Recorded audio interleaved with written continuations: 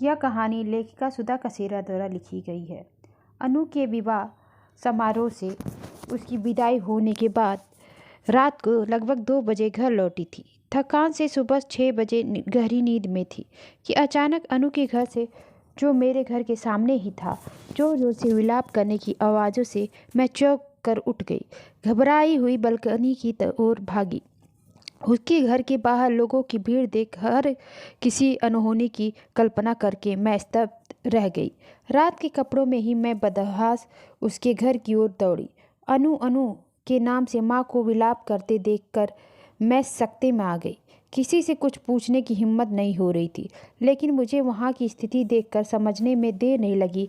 तो क्या अनु ने वही किया जिसका मुझे डर था? लेकिन इतनी जल्दी ऐसा करेगी इसका मुझे अंदेशा नहीं था। कैसे और कहाँ, यह प्रश्न अनुत्तरित था, लेकिन वास्तव तो यह कि अब वह इस दुनिया में नहीं रही। यह बहुत बड़ी त्रासदी थी। अभी उम्र ही क्या थी उसकी। मैं अवाक अपने मुंह पर हाथ रखकर गहन सोच में पड़ गई। मेरा दिमाग जैसे फटने को हो रहा था।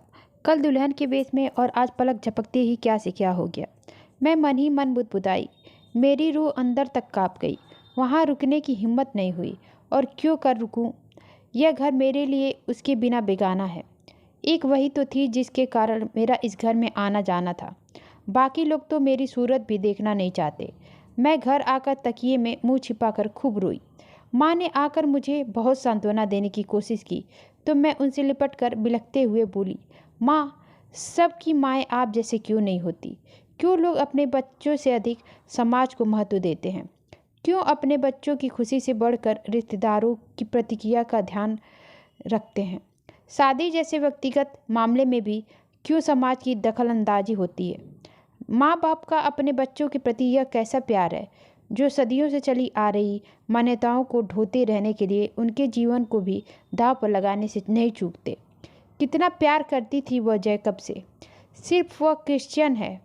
प्यार क्या धर्म और जाति देखकर होता है? फिर लड़की एक बार मन से जिसके साथ जुड़ जाती है, कैसे किसी दूसरे को पति के रूप में स्वीकार करे? रोते रोते मन का सारा आक्रोश अपनी माँ के सामने उगल कर मैं थक कर उनके कंधे पर सिर रखकर थोड़ी देर के लिए मौन हो गई। पड़ोसी फर्ज निभाने के लिए मैं अपनी माँ के साथ अनु के घर गई। वहाँ लोगों की खुसर फुसर से ज्ञात हुआ कि विदा होने के बाद गाड़ी में बैठते ही अनु ने जहर खा लिया और एक ओर लुढ़क गई। तो दूल्हे ने सोचा कि वह थक कर सो गई होगी। संकोचवश उसने उसे उठाया नहीं, और जब कार दूल्हे के घर के दरवाजे पर पहुंची तो सास तथा अन्य महिलाएं उसकी आगवानी के लिए आगे बढ़ीं। जैसे ही सास ने उसे गाड़ी से उतरने के लिए उसका कंधा पकड़ा, उनकी चीख निकल गई। वहाँ दुल्हन की जगह उसकी अकड़ी हुई लाश थी। मुंह से झाग निकल रहा था। चीख सुनकर सभी लोग दौड़ आए और दुल्हन को देखकर सन्न रह गए। दहेज से लदा ट्रक भी साथ साथ पहुंचा, लेकिन वर पक्ष वाले भले मानस थे। उन्होंने सोचा कि जब बहू ही नहीं रही तो उस सामान का वे क्या करेंगे। इसलिए उसी समय ट्रक को अनु के घर वापस भेज दिया। उनके घर में खुशी की जगह मातम फैल गया। अनु के घर दुखद खबर भिजवाकर उसका अंतिम संस्कार अपने घर पर ही किया। अनु के माता पिता ने अपना सिर पीट लिया, लेकिन अब पछताए होत क्या जब चिड़िया चुग गई खेत। एक बेटी समाज की आधारहीन परंपराओं के तहत तथा उनका अंधा अनुकरण करने वाले माता पिता की सोच के लिए बलि चढ़ गई। जीवन हार गया, परंपराएं जीत गई। अनु मेरी बचपन की सहेली थी।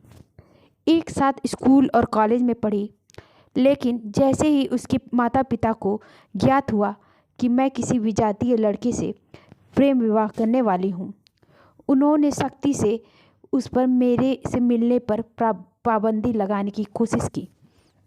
लेकिन उसने मुझसे मिलने जुलने पर माँ बाप की पाबंदी को दृढ़ता से नकार दिया। उन्हें क्या पता था कि उनकी बेटी भी अपने सहपाठी ईसाई लड़के जैकब को दिल दे बैठी है। उनके सच्चे प्यार की साक्षी मुझसे अधिक और कौन होगा। उसे अपने माता पिता की मानसिकता अच्छी तरह पता थी। अक्सर कहती थी, प्रांजलि, काश मेरी माँ की सोच तुम्हारी माँ जैसी होती। मुझे एक बात समझ में नहीं आती कि माता पिता हमें अपनी सोच की जंजीरों में क्यों बांधना चाहते हैं, तो फिर हमें खुले आसमान में विचरने ही क्यों देते हैं। क्यों हमें ईसाई स्कूल में पढ़ाते हैं। क्यों नहीं पहले के ज़माने के अनुसार हमारे पंख कतर कर घर में कैद कर लेते हैं। समय के अनुसार इनकी सोच क्यों नहीं बदलती। मैं उसके तर्क सुनकर शब्दहीन हो जाती और सोचती, काश मैं उसके माता पिता को समझा पाती कि उनकी बेटी किसी अन्य पुरुष को वर के रूप में स्वीकार ही नहीं पाएगी। उन्हें बेटी चाहिए या सामाजिक प्रतिष्ठा, लेकिन उन्होंने मुझे इस अधिकार से वंचित कर दिया था। अनु एक बहुत ही संवेदनशील और हठी लड़की थी। जैकब भी पढ़ा लिखा और उदार विचारों वाला युवक था। उसके माता पिता भी समझदार और धर्म के पाखंडों से दूर थे।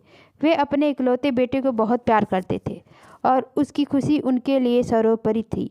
मैंने अनु को कई बार समझाया कि बालिग होने के बाद वह अपने माता पिता के विरुद्ध कोर्ट में जाकर भी रजिस्टर्ड विवाह कर सकती है, लेकिन उसका हमेशा एक ही उत्तर होता कि नहीं रे, तुझे पता नहीं हमारी बिरादरी का। मैं अपने लिए जैकब का जीवन खतरे में नहीं डाल सकती। इतना कहकर वह गहरी उदासी में डूब जाती। मैं उसकी कुछ भी मदद न करने में अपने को असहाय पाकर बहुत व्यथित होती।